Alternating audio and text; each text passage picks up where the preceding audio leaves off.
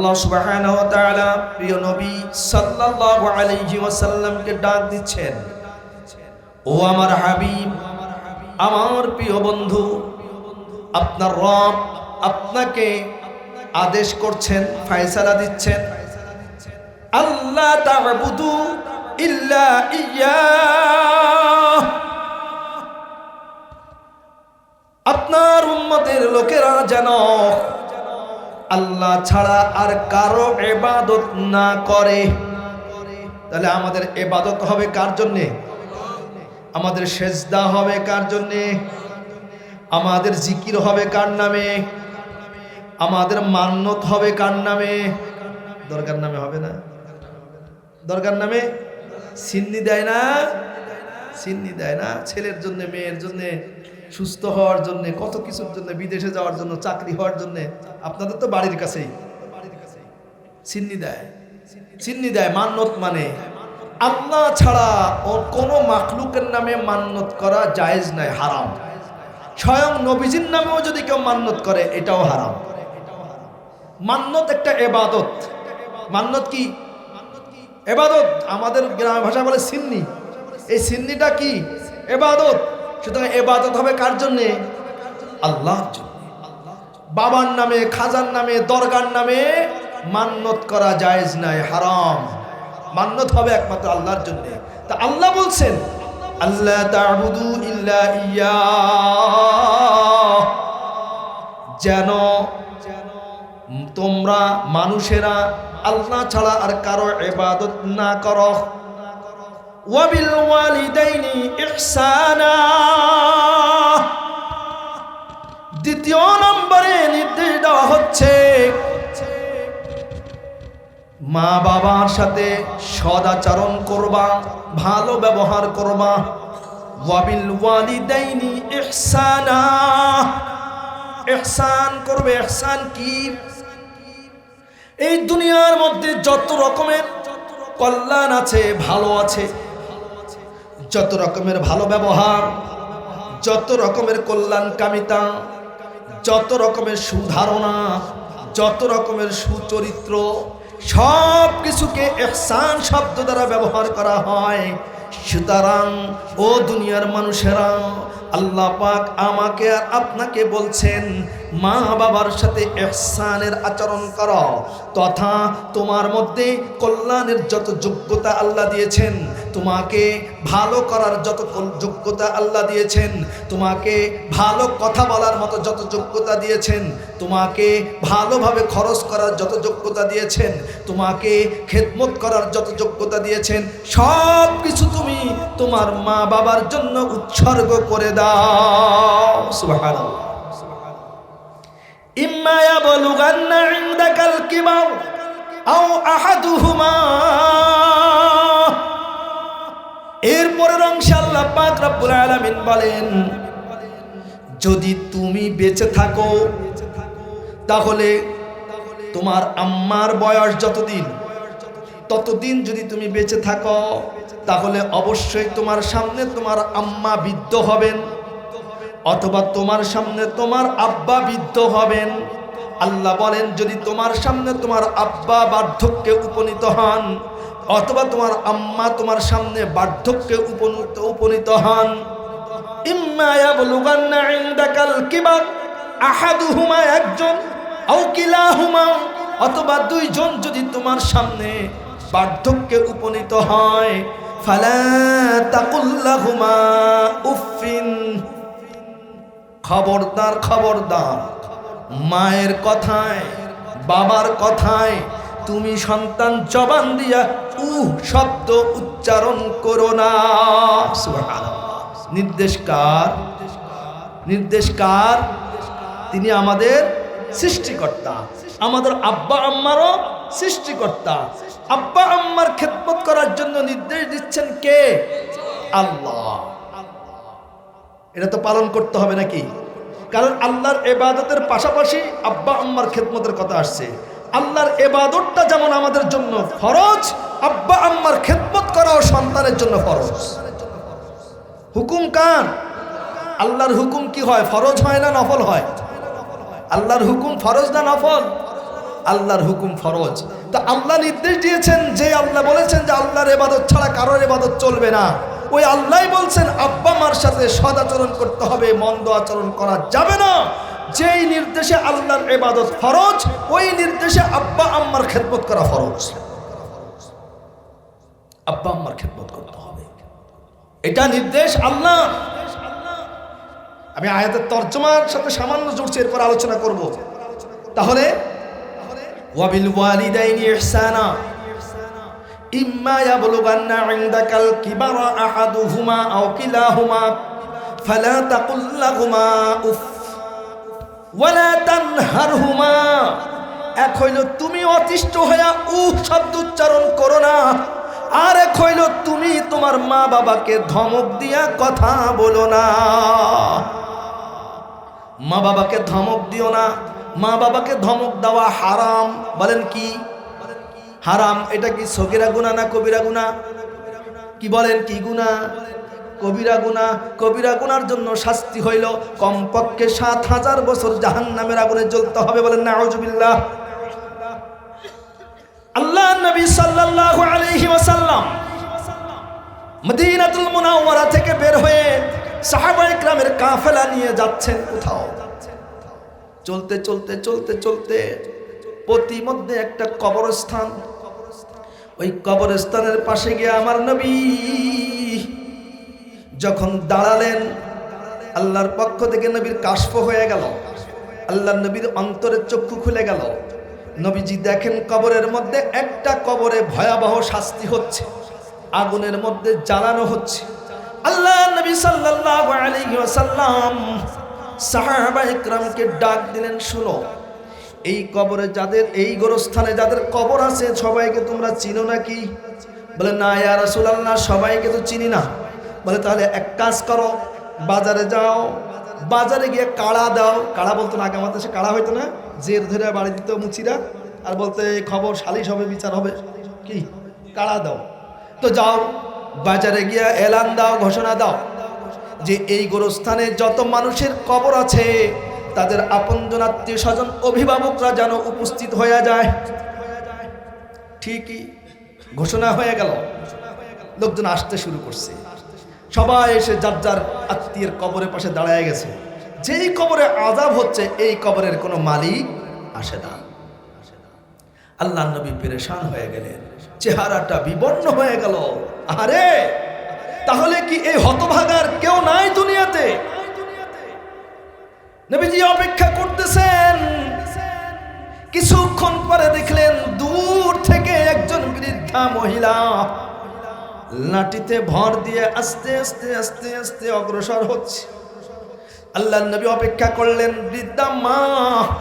নবী আলাইহিস সালাতু ওয়াস সালাম, নবী আখিরুজ জামান, রাহমাতুল লিল আলামিন, খাতামুন নবিয়্যিন, সাইয়্যিদুল মুরসালিন, ফখরুল আউয়ালিন ওয়াল আখিরিন, নবী মুহাম্মদুর রাসূলুল্লাহ সাল্লাল্লাহু আলাইহি ওয়াসাল্লামের চেহারার মধ্যে যেমন হতাশা, ওই বৃদ্ধা মহিলাকে দেখে একটু আশার বাতিও জ্বলছে।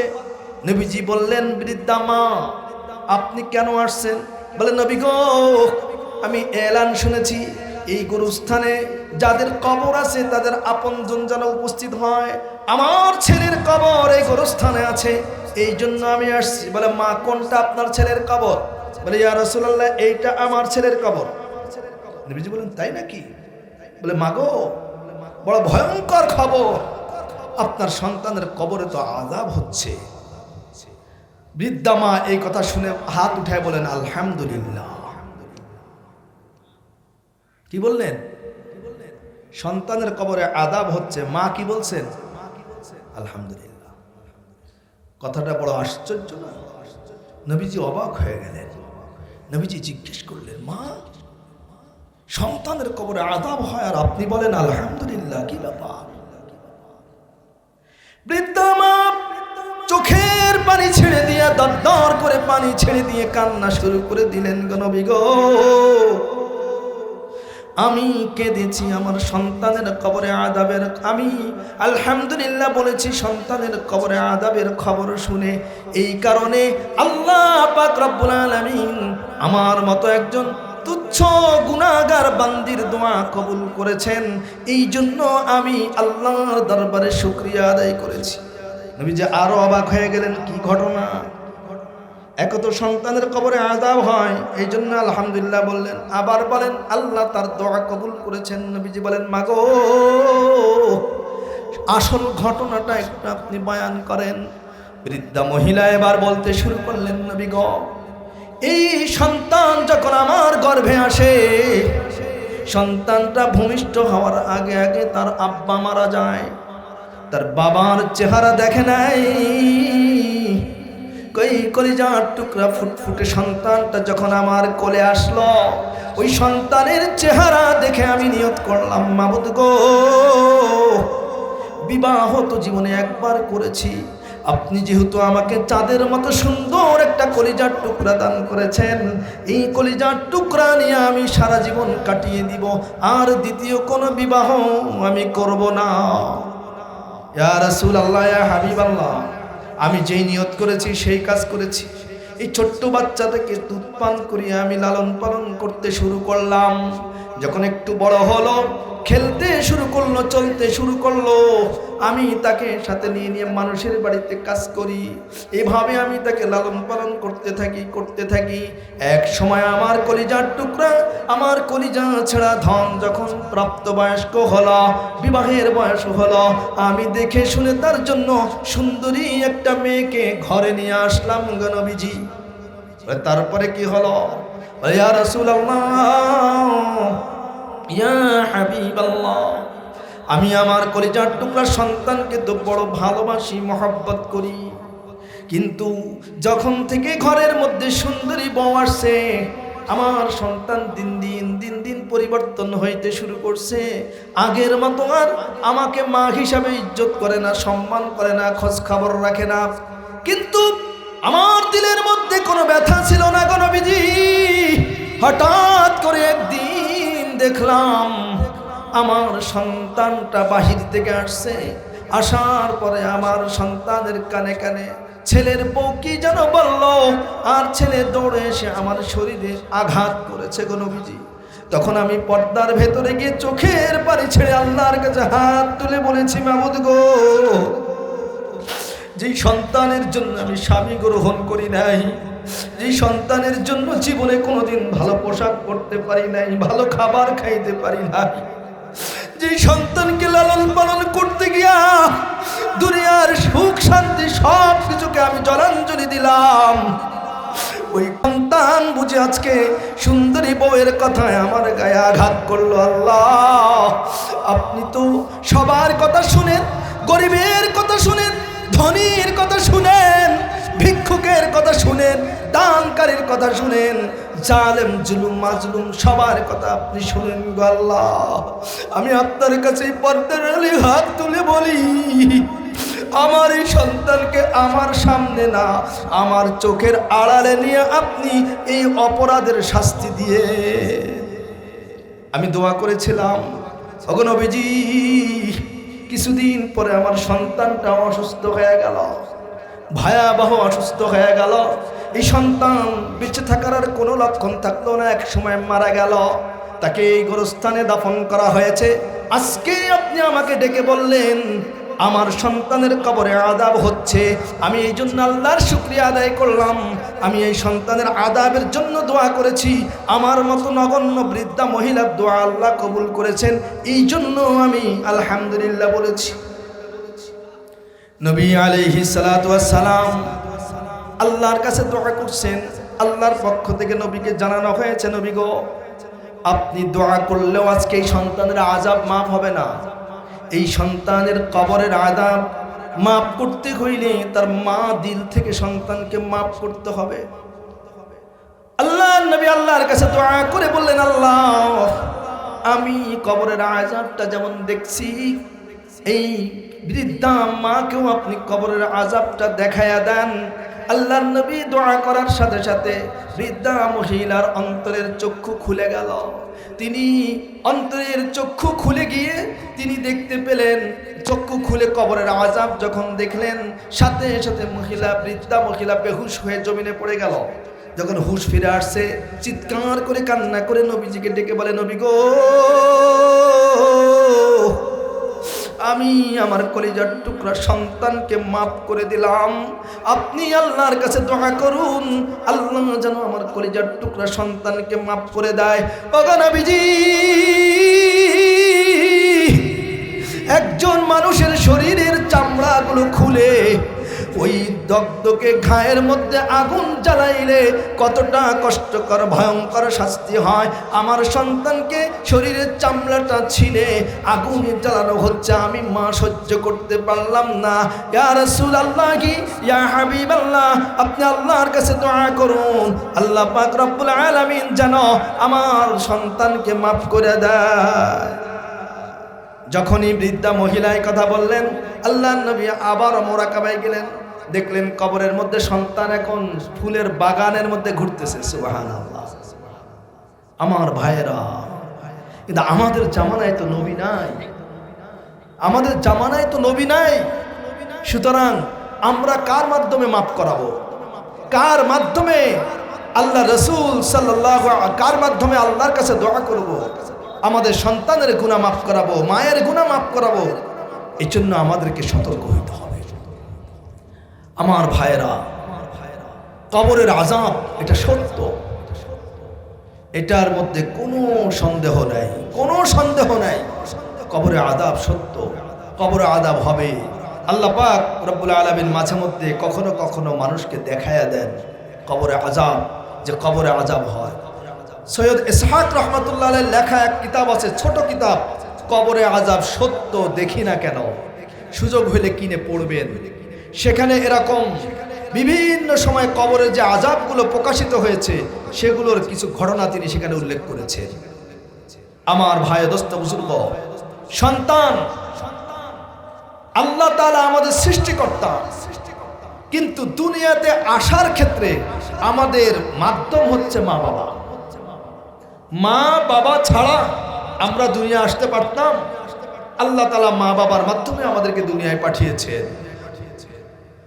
মা সন্তানকে গর্ভে ধারণ করেছেন। কুরআনুল কারীমের মধ্যে আল্লাহ পাক রব্বুল আলামিন বলছেন, ওয়াসাইনাল ইনসান বিওয়ালিদাইহি হামালাতুহু উম্মুহু কুরহা ওয়া ওয়াদাআতুহু কুরহা ওয়া হামলুহু ওয়া ফিসালুহু 30 শাহরা। আল্লাহ পাক রব্বুল আলামিন বলছেন, আমি মানুষকে উপদেশ দিচ্ছি, নির্দেশ দিচ্ছি যেন মা বাবার সাথে সদাচরণ করে। কেন? কারণ হইল মা হামালাতুহু উম্মুহু, মা সন্তানকে গর্ভে ধারণ করে এক কষ্ট, কুরহা, ওয়া ওয়াদাআতুহু কুরহা, এবং তাকে ভূমিষ্ঠ করে এক কষ্ট, আবার 2 বছর পর্যন্ত দুধ পান করায় এ আরেক কষ্ট। মা সন্তানের জন্য এতগুলো কষ্ট সহ্য করে। সন্তান গর্ভে ধারণ করার কষ্ট কি পরিমাণ! হযরত ইবনে ওমর রাদিয়াল্লাহু তাআলা আনহুর জামানায় এক যুবক তার বৃদ্ধা মাকে ঘাড়ে কাঁধে করে হজ করাচ্ছে, তওয়াফ করাচ্ছে। তওয়াফ করতে করতে ইবনে ওমর রাদিয়াল্লাহু তাআলা আনহু সামনে উপস্থিত হয়ে গেছে। তখন তিনি বললেন যে, হুজুর, আমার কাঁধে যাকে দেখছেন ইনি আমার মা, বৃদ্ধা মা। আমি তাকে কাঁধে নিয়ে হজ করাচ্ছি, তওয়াফ করাচ্ছি। এতে কি আমি আমার মায়ের হক আদায় করতে পারছি? আমার মার যে হক আমার উপরে আছে তাতে কি আমার মায়ের দাবি কি পূর্ণ হয়েছে?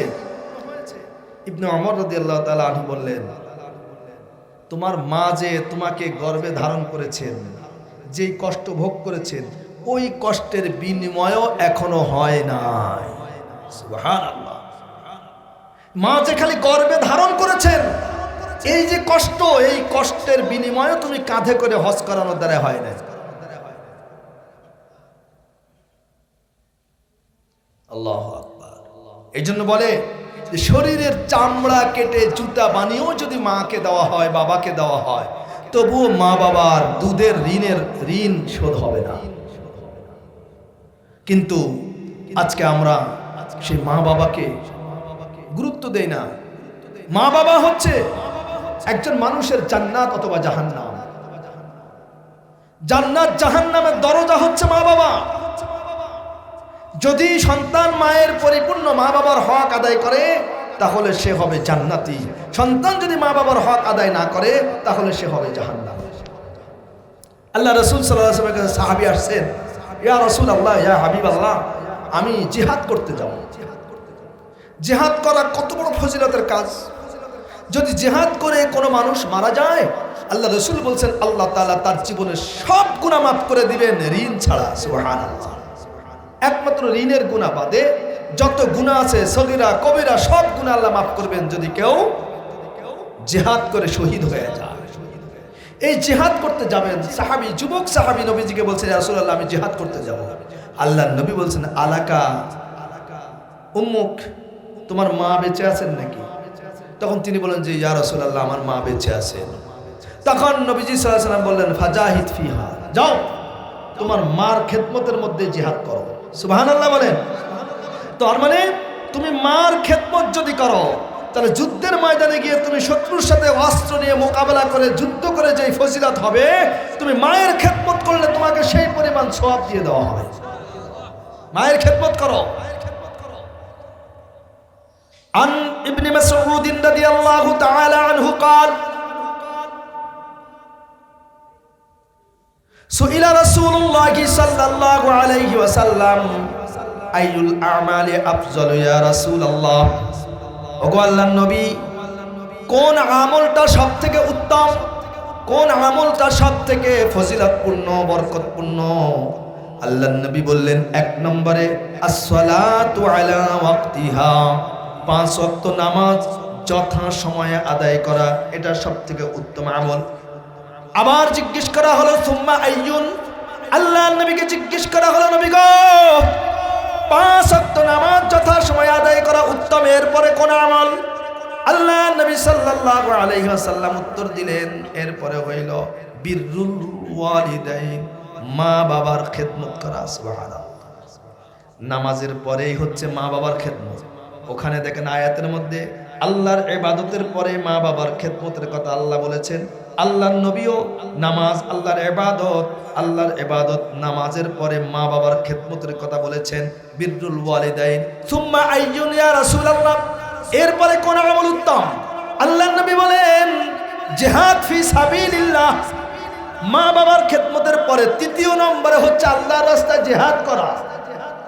সুতরাং যদি কোনো সন্তান দাওয়াতের ওসিলায়, যে আমি দাওয়াত ও তাবলীগে যাব, আমি মাদ্রাসায় লেখাপড়া করি, আমি ওয়াজ মাহফিল করি, আমি ইমামতি করি, আমি চাকরি করি, আমি অন্যান্য কাজ করি, দুনিয়া এবং আখিরাতের সমস্ত কাজকে অজুহাত বানায় যদি বলে এই কারণে আমি মায়ের খেদমত করতে পারি না, বাবার খেদমত করতে পারি না, অথবা আমি মা বাবার খেদমত করার মতো সময় আমার নাই, কারণ আমি মসজিদে ইমামতি করি, আমি ওয়াজ মাহফিল করি, আমি মাদ্রাসায় পড়াই, আমি মাদ্রাসায় পড়ি, আমি এইটা করি সেইটা করি, এই কারণে আমি মা বাবার খেদমতের সময় পাই না, তাকে বলা হবে তুমি ওই আমল, ওই কাজগুলো কমায়া দাও, তবু মা বাবার খেদমতের মধ্যে তুমি সময় দাও, কারণ মা বাবার খেদমত তোমার জন্য সৌভাগ্যের চাবিকাঠি। মা বাবার খেদমত যদি করেন, আল্লাহ নবী আলাইহিস সালাতু ওয়াস সালাম বলছেন ওই হাদিসের মধ্যে, যুবককে বললেন যাও তুমি মায়ের খেদমত করো, মায়ের খেদমত তোমার জন্য জিহাদের সমপরিমাণ সওয়াব হবে। ওই হাদিসের পরের অংশে আল্লাহ নবী বলছেন ইন্নাল জান্নাতা তাহতা আকদামিল উম্মাহাত, যাও মায়ের খেদমত করো, বাবার খেদমত করো। কেন? মা বাবার পায়ের নিচে তোমার জন্য আল্লাহ তাআলা জান্নাত রেখে দিয়েছেন। সুবহানাল্লাহ। তুমি জান্নাত কোথায় গিয়ে খুঁজো? জান্নাত প্রয়োজন মার খেদমত করো, বাবার খেদমত করো।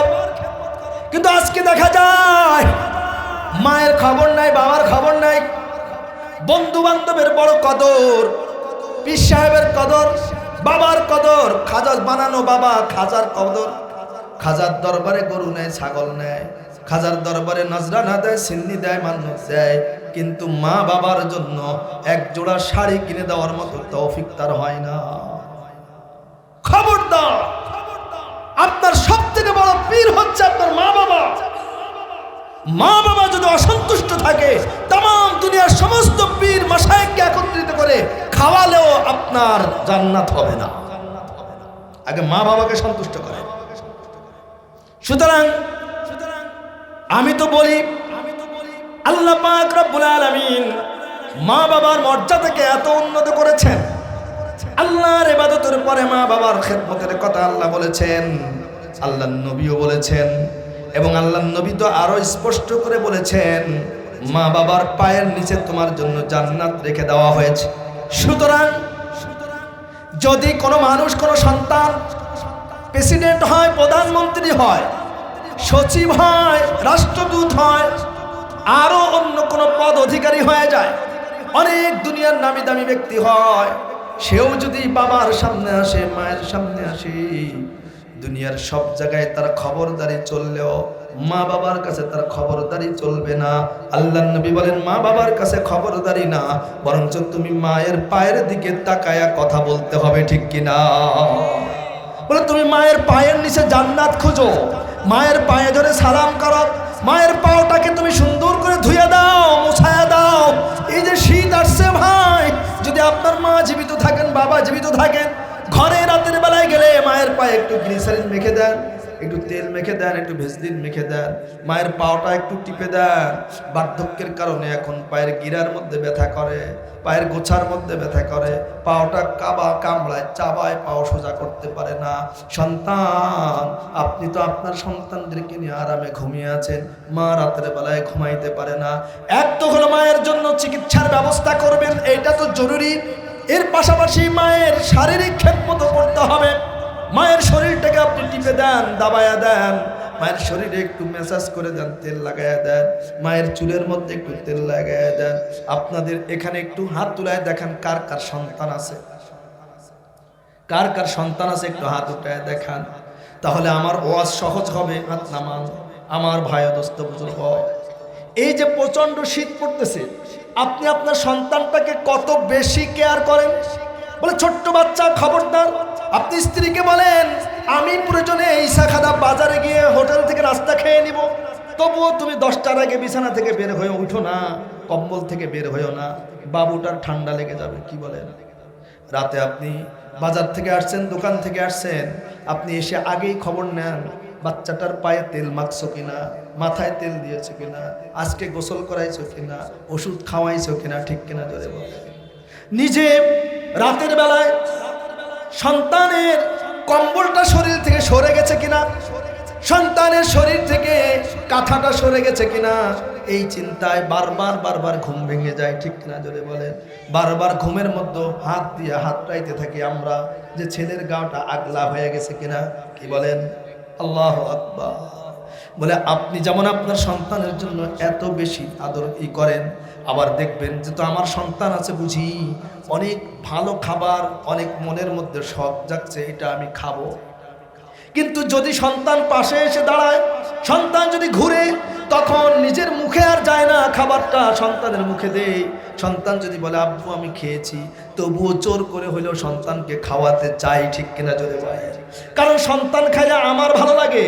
বলে সন্তান খাবে, সন্তানের শরীরে শক্তি হবে, সন্তানের তৃপ্তি হবে, সন্তানের ভালো হবে। কিন্তু মনে হয় না না, সন্তানের তৃপ্তি না, সন্তানের ভালো না, সন্তানের শক্তি না, কেমন যেন বাবা হিসেবে আমারই শক্তি হবে। কি বলেন? সন্তানকে আমি আর আপনি যত বেশি ভালোবাসি, আমি আর আপনি সন্তানকে যত বেশি কেয়ার করি, মহব্বত করি, ভালোবাসি, আমাকে আপনাকে আমার আপনার আব্বা মাও ঠিক এমনই ভালোবেসেছেন, ঠিক কিনা?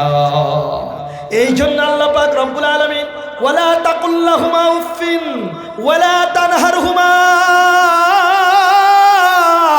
ও দুনিয়ার মানুষ, যদি তোমার মা বাবা এক কথা বারবার বলে, অতিষ্ঠ হয়ে তুমি শব্দ বলো না, অথবা মা বাবাকে ধমক দিও না।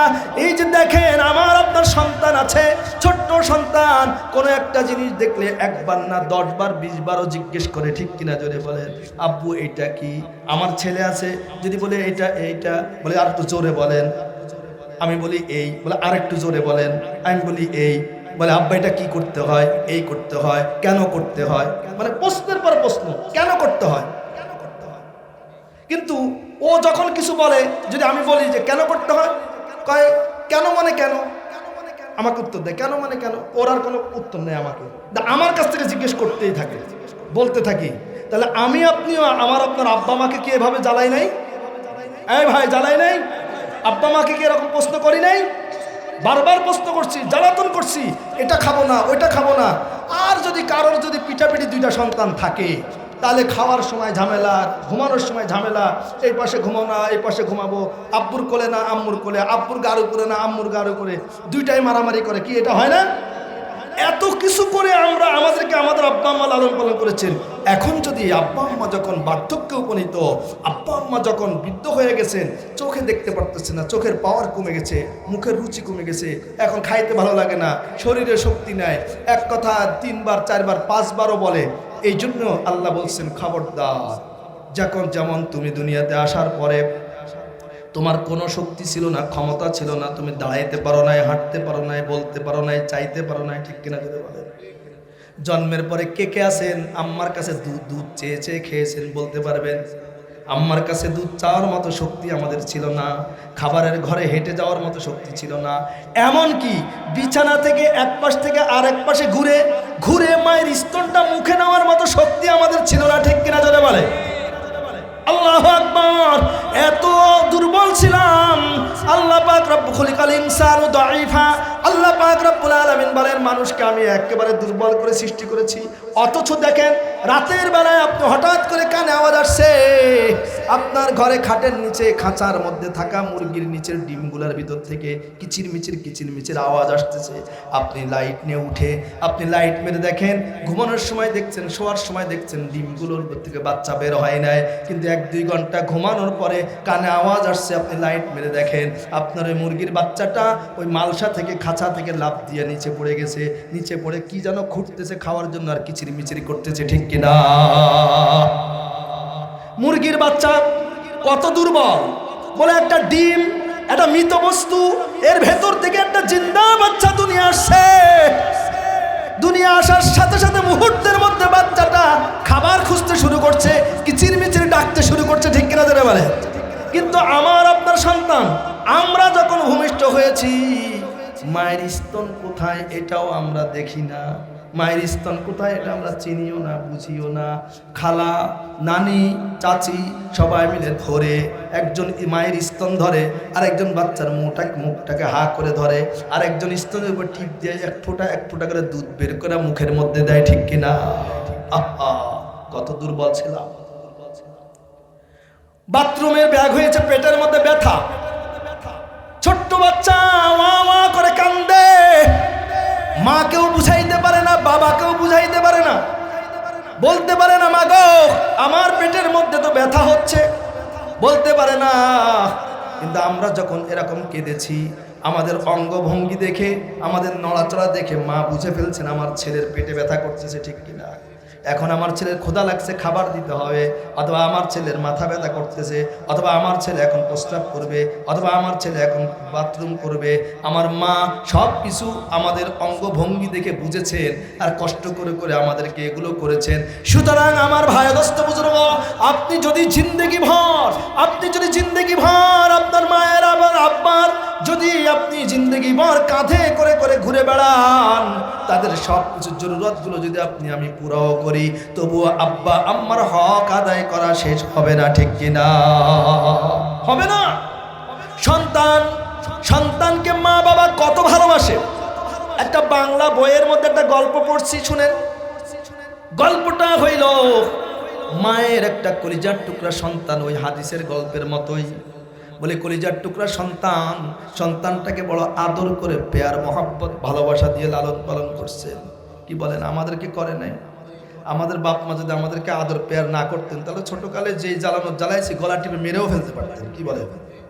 সন্তানের চেহারা যেমনই হোক, সন্তানের স্বাস্থ্য যেমনই হোক, সন্তানের অভ্যাস যেমনই হোক, মা কোনোদিন সন্তানকে কি হত্যা করে?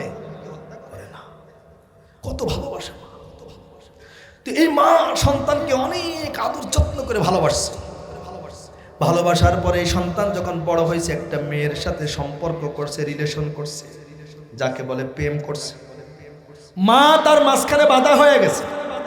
মা সন্তানকে বলে, বাবা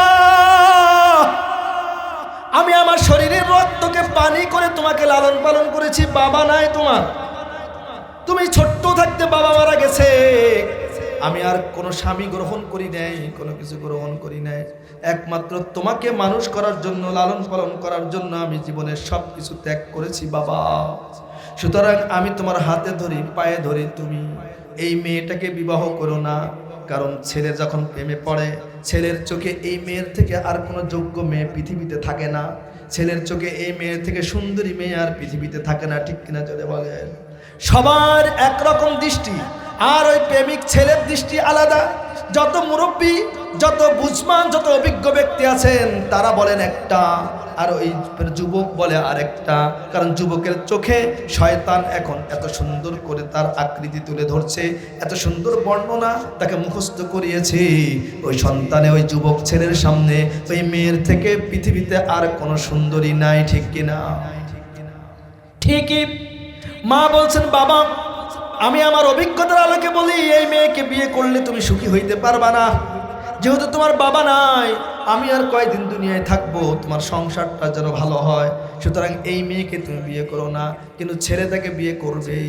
এখন মেয়ে যখন শুনছে এই ছেলের বাপ মা বিয়েতে রাজি না, কিন্তু ছেলে মেয়েকে বিয়ে করবেই, তখন মেয়ে একটা প্রস্তাব দিল, আমি তোমার বিয়েতে রাজি হইতে পারি তোমার সাথে, তুমি যদি তোমার মাকে জবাই কইরা তার কলিজাটা এনে আমার সামনে পেশ করতে পারো, তাহলে আমি তোমার সাথে বিবাহ বন্ধনে আবদ্ধ হব, তা না হইলে আমি তোমাকে চাই না। নাউজুবিল্লাহ বলেন। যুবক কত বড় নিমুখারাম, কত বড় নাফরমান, ওই প্রেমিকাকে খুশি করার জন্য, তাকে বিবাহ করার জন্য ঠিকই একটা চাকু দিয়া মাকে জবাই করছে, হত্যা করছে। মায়ের বুকটা চিরে কলিজাটা হাতে তুলে এইবার প্রেমিকার কাছে দৌড়াচ্ছে, প্রেমিকাকে বোঝানোর জন্য, দেখানোর জন্য যে দেখো আমি তোমাকে কত ভালোবাসি, কত মহব্বত করি, আমার মাকে হত্যা করে তোমার দাবি অনুযায়ী তার কলিজা নিয়ে আসছি, এবার তুমি আমার বিবাহ বন্ধনে আবদ্ধ হও। ওই লেখক লিখতেছেন যে যখন মায়ের কলিজা নিয়ে সন্তানটা দৌড়ায়, কিছু দূর যাওয়ার পরে সন্তান যখন দৌড়াচ্ছে, হঠাৎ করে হুঁচট খেয়ে পড়ে গেছে, হাত থেকে মায়ের পরানটা, কলিজাটা নিচে পড়ে গেছে। সন্তান যখন উপর হয়ে কলিজাটা তুলতে গেছে, ওই কলিজার ভিতর থেকে গায়েবী আওয়াজ আসছে, বাবা পড়ে গিয়ে তুমি ব্যথা পেয়েছো কিনা? মাকে জবাই করছে, মায়ের বুকটা ছিঁড়ে কলিজা বের করে যেই নাফরমান সন্তান ওই অবৈধ সম্পর্ককে পূর্ণ করার জন্যে, ওই প্রেমিকার মনোবাসনা পূরণ করার জন্যে তার মায়ের কলিজাটাকে নিয়ে চলে যায়, ওই অবস্থায় মায়ের কলিজাটা সন্তানের ভালোর চিন্তা করে। সুবহানাল্লাহ। ও ভাই, দোস্ত, বুজুর্গ, আজকে কোন মাকে আপনি কষ্ট দেন? যেই মা ছাড়া আপনার জান্নাত হবে না, যেই মা ছাড়া দুনিয়াতে আপনার কামিয়াবি আসবে না।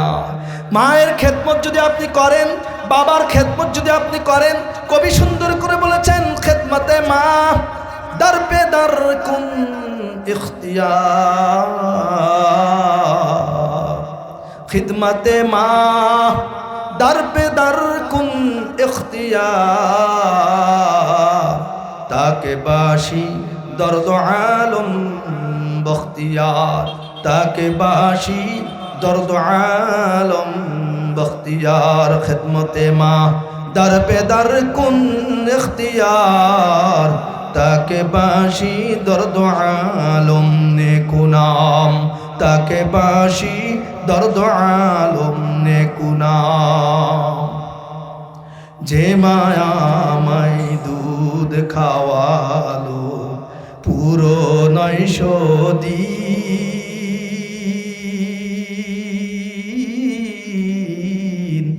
কেমন করে সুদ বীরে তুই ওই মার দুধের ঋণ, কেমন করে সুদ বীরে তুই ওই মার দুধের দিন। ঠিক কিনা ধরে বলেন?